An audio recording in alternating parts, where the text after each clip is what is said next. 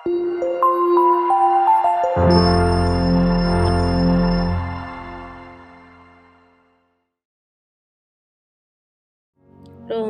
അധ്യായം 1.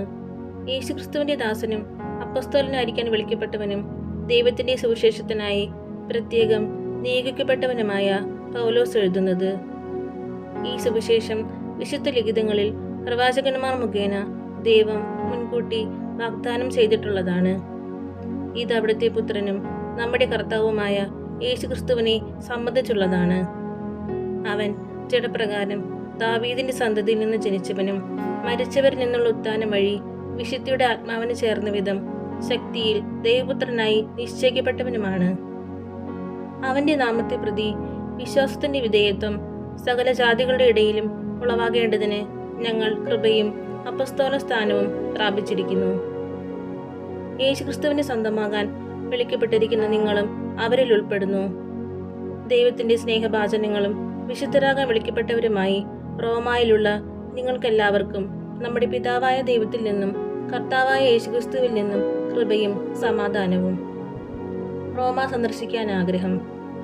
നിങ്ങളുടെ വിശ്വാസം ഭൂമിയിൽ എല്ലായിടത്തും പ്രകീർത്തിക്കപ്പെടുന്നതിനാൽ നിങ്ങൾക്കെല്ലാവർക്കും വേണ്ടി ആദ്യമേ ഞാൻ യേശുക്രിസ്തു വഴി എൻ്റെ ദൈവത്തിന് നന്ദി പറയുന്നു.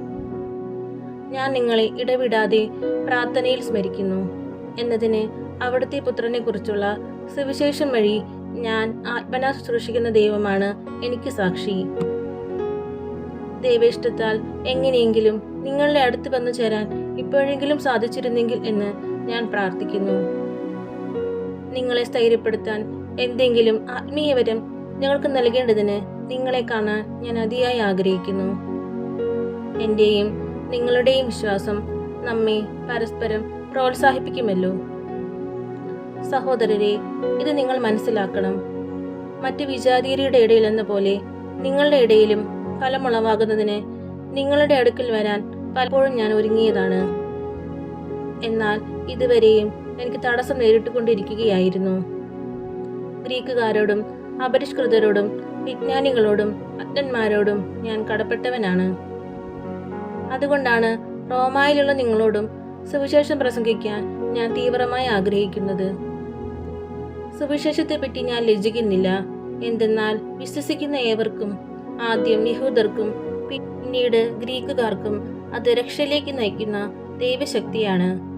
അതിൽ വിശ്വാസത്തിൽ നിന്ന് വിശ്വാസത്തിലേക്ക് നയിക്കുന്ന ദൈവത്തിന്റെ നീതി വെളിപ്പെട്ടിരിക്കുന്നു. നീതിമാൻ വിശ്വാസം വഴി ജീവിക്കും എന്നെഴുതപ്പെട്ടിരിക്കുന്നുവല്ലോ.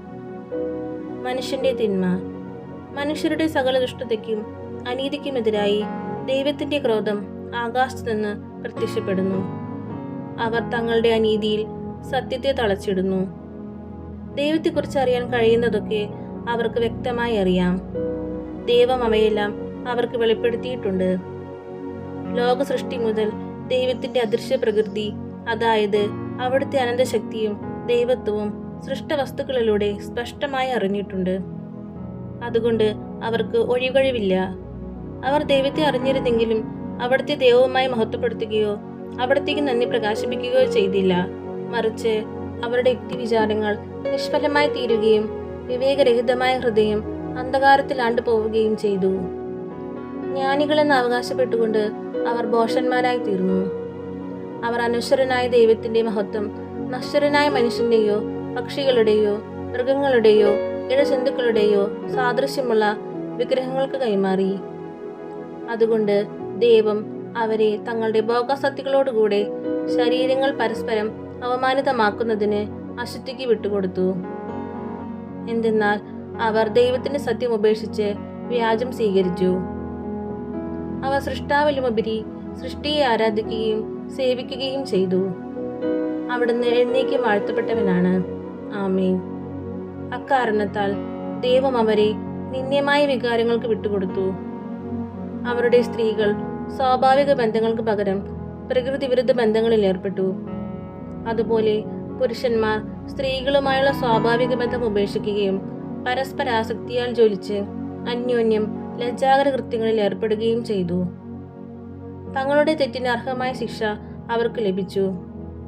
ദൈവത്തെ അംഗീകരിക്കുന്നത് പോരായ്മയായി അവർ കരുതിയത് നിമിത്തം അധമ വികാരത്തിനും അനുചിത പ്രവൃത്തികൾക്കും ദൈവം അവരെ വിട്ടുകൊടുത്തു.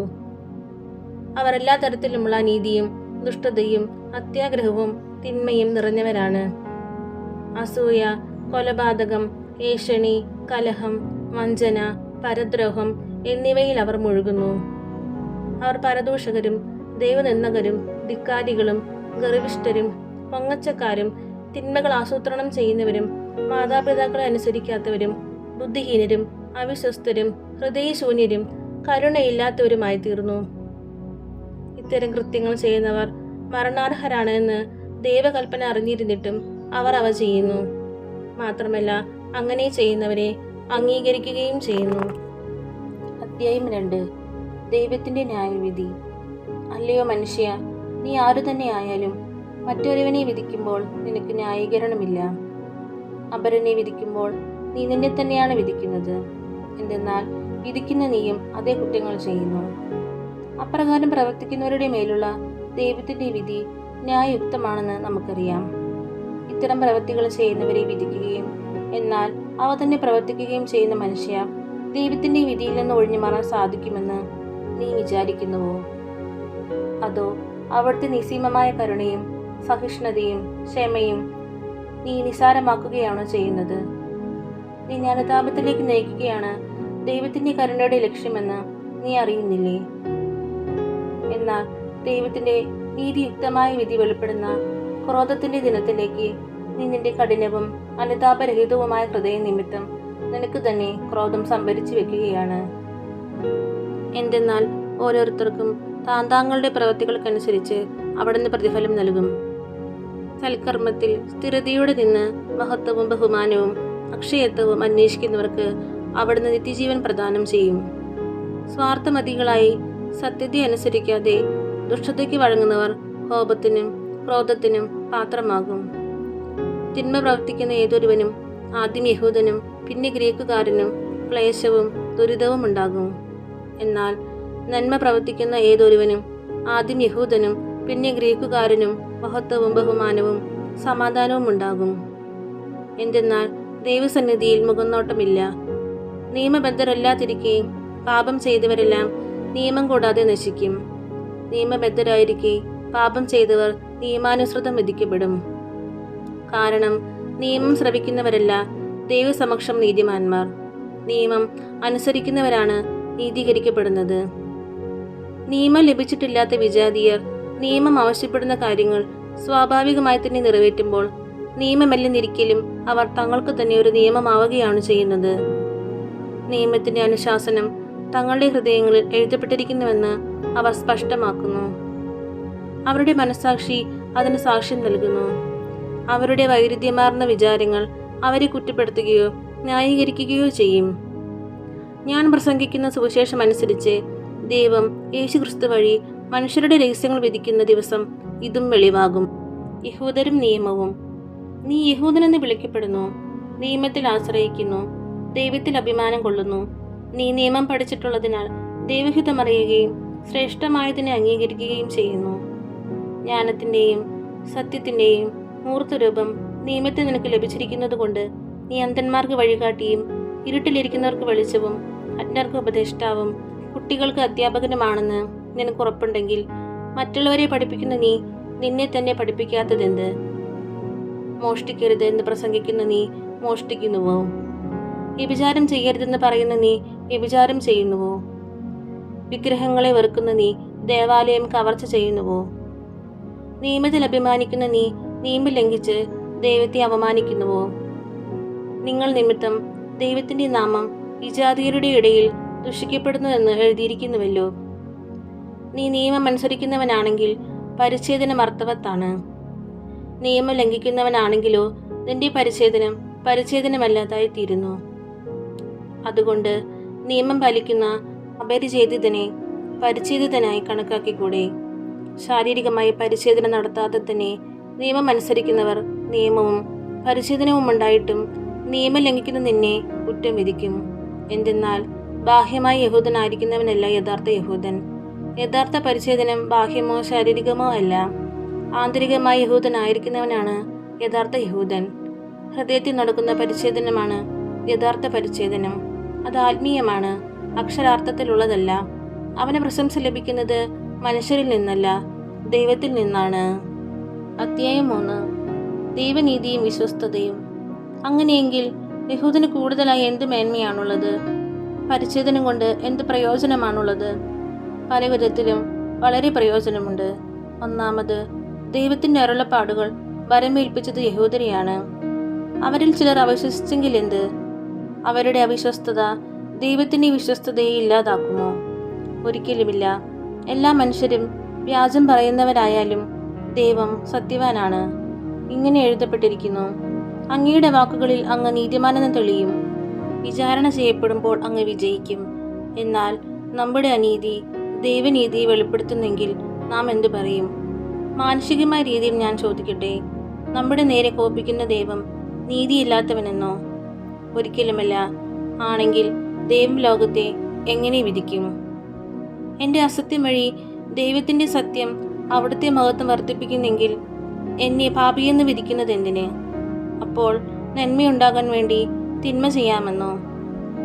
നിങ്ങൾ എങ്ങനെ പഠിപ്പിക്കുന്നുവെന്ന് നിങ്ങളെപ്പറ്റി ചിലർ ദൂഷണം പറയുന്നുണ്ട്. ഇവർക്ക് നീതിയുക്തമായ ശിക്ഷ ലഭിക്കും. എല്ലാവരും പാപികൾ. അപ്പോഴെന്ത്? യഹൂദരായ നമുക്ക് വല്ല മേന്മയുമുണ്ടോ? ഇല്ല, അശേഷമില്ല. യഹൂദരും ഗ്രീക്കുകാരും പാപത്തിന് അധീനരാണെന്ന് നമ്മൾ മുമ്പേ കുറ്റപ്പെടുത്തിയല്ലോ. ഇങ്ങനെ എഴുതപ്പെട്ടിരിക്കുന്നു: നീതിമാനായ ആരുമില്ല, ഒരുവൻ പോലുമില്ല.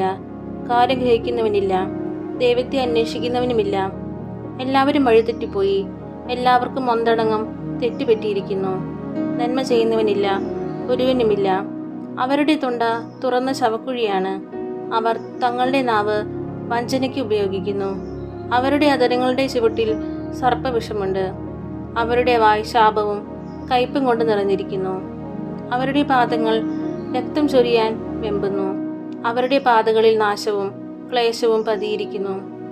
സമാധാനത്തിൻ്റെ മാർഗം അവർക്ക് അറിഞ്ഞുകൂടാ. അവർക്ക് ദൈവഭയമില്ല. നിയമത്തിൻ്റെ അനുശാസനങ്ങളെല്ലാം നിയമത്തിന് കീഴുള്ളവരോടാണ് പറയപ്പെട്ടിരിക്കുന്നതെന്ന് നമുക്കറിയാം. എല്ലാ അധരങ്ങളെയും നിശബ്ദമാക്കുന്നതിനും ലോകം മുഴുവൻ ദൈവത്തിൻ്റെ മുമ്പിൽ കണക്ക് ബോധിപ്പിക്കുന്നതിനും വേണ്ടിയാണ് ഇത്. നിയമം അനുഷ്ഠിക്കുന്നത് കൊണ്ട് ഒരുവനും അവിടുത്തെ സന്നിധിയിൽ നീതീകരിക്കപ്പെടുകയില്ല. നിയമം വഴി പാപത്തെക്കുറിച്ച് ബോധമുണ്ടാകുന്നുവെന്നേയുള്ളൂ. നീതീകരണം വിശ്വാസത്തിലൂടെ. നിയമവും പ്രവാചകന്മാരും സാക്ഷ്യപ്പെടുത്തിയിട്ടുള്ള ദൈവനീതി നിയമത്തിലൂടെയല്ലാതെ ഇപ്പോൾ വെളിപ്പെട്ടിരിക്കുന്നു. ഈ ദൈവനീതി വിശ്വസിക്കുന്ന ഏവർക്കും ആരെന്നുള്ള വ്യത്യാസം കൂടാതെ യേശുക്രിസ്തുവിലുള്ള വിശ്വാസം വഴി ലഭിക്കുന്നതാണ്. എല്ലാവരും പാപം ചെയ്ത് ദൈവമഹത്വത്തിന് അയോഗ്യരായി.